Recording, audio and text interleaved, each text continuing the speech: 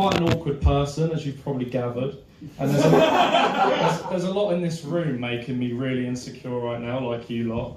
And I've literally, okay, to put into context what I've been thinking of since I arrived here, that is Tangled and it's really bothering me. And that's just all I've been staring at this entire time.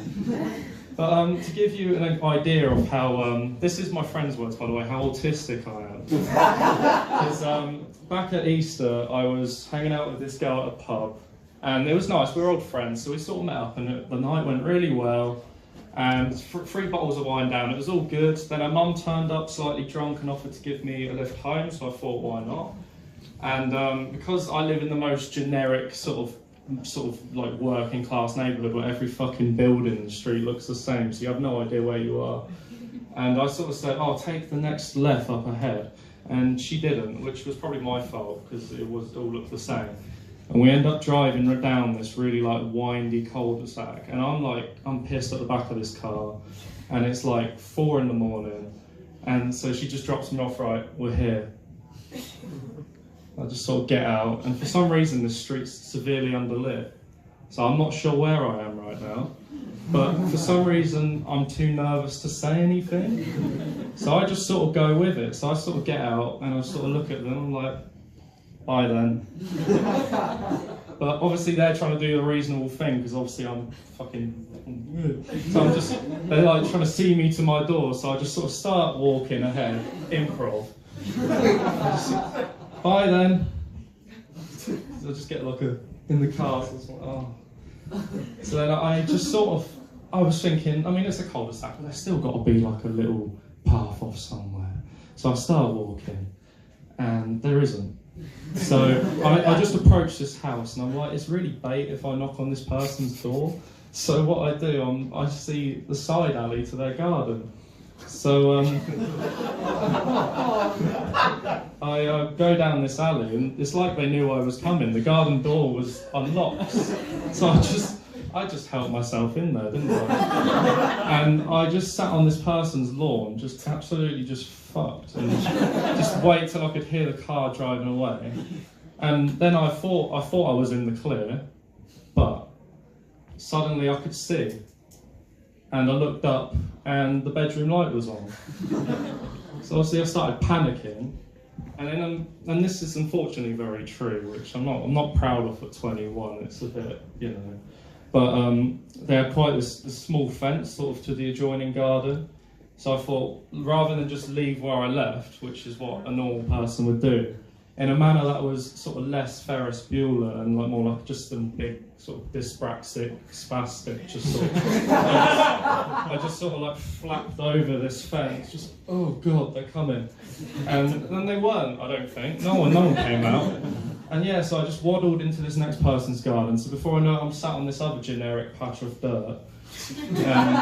Yeah, so I eventually just sort of climbed out their garden back into the street, and yeah, and this was only about 2 weeks ago, so it's not like I can just it literally was, so I can't really just say, oh, you know, kids. But yeah, I mean, I think I do mainly blame my personality defects on my family. And we are a really functional family, but I still like to blame them just because that's the kind of person I am. And I particularly blame my dad because he's like a typical like old school military type guy. So obviously this isn't what he had, and I often get greeted to welcome home fag and stuff like that. So and I can see why he would say that, because back when I was 12, I had quite an encounter with him, and I don't think we've really acknowledged it since, and I like to assume he's forgot, but I don't think he has. So basically, you wouldn't say so now, but back when I was 12, I was just this ugly, fat little fucking pig. I was rough. Honestly, I thought I was edgy. My mum used to straighten my hair before I went to school. I know. I thought it was nice at the time. Looking back through like family albums now, I'm like, what the fuck am I doing? But like, we were always in a rush, you know, like typical school run. It would be soaking wet, so she would do it in like proper sizzle, and like I'd just turn up to school smelling like burnt toast. And, you know, obviously I thought I was all like, oh look at me, you know, straight hair girls. They'd be like. And, Fuck me, where was I going with that? Oh yeah, my dad. Yeah, so, and I also had a spot problem as well, so, you know, they were like pepperami face, the full shebang. So I used to have this spot cream that looked suspiciously like cum. You know, like same viscosity, sort of smell, taste, all of that. That's homophobic, alright? Yeah, so so I'd always be like, my afternoon ritual was just sort of to like massage the shit into my face. I'd sort of go to bed christened like a Kardashian. And one day I had a big blob of this spooge on my hand, and I just thought, try something different, why not just go to my room and do it? And as I was walking out, my dad happened to be coming in. And he like nudged into me, and I just like threw this muck, and it just splattered all over the floor. And he just sort of like rubbed his eye, and just looked at me, looked at Spooge, looked at me, and I was just looked back at Spooge, and then at me again. And honestly, I wish he'd shouted, like hit me like he did. And he didn't do any of that. He just simply just went back to bed. And I just like, what did he think I was doing? I would like Cleopatra, just drenching myself in jizz before bed. Yeah, so that's my dad. And actually, yeah, I can tell this one. It's quite funny. I thought it was funny. So one time, my little brother actually took the beating for me. So it was quite funny though, because he defied him in the best way. My dad's not a villain. He just has fun discipline, you know. One day my dad was picking us up from school, which he hated doing, so he was already quite stressed out. And we got back to the garden, and we were just letting my dog out, and he just stops in front of me and my brother, so we were like, oh, what's he going to do now, the old bastard? And he just turns around like, I smell fucking dog shit. Show me your shoes. And we're both absolutely shitting ourselves. And I realised it was me. I didn't want to say anything, but it's this kind of thing I would do. And my brother just looked down at my shoes. So I've got this. And he just went, it was I.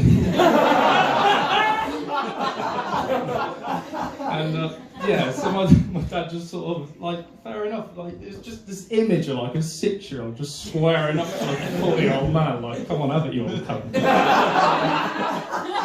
And literally, I can hear the sound today, and how the trees like sort of swayed in the wind and everything, created like this epicenter. My dad went to like slap my brother, and he put his hand just in the way in time, and it just echoed, and I was just amazed, and he just sort of looked at me like. My dad got even more angry because he was just like, shit, he deflected it.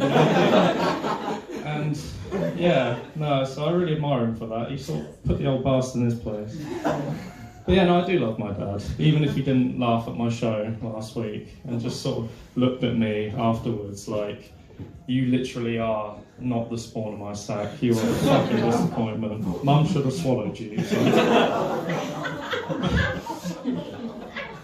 Yeah, and... Oh, where was I going from there? Better leave it. Thank you very much.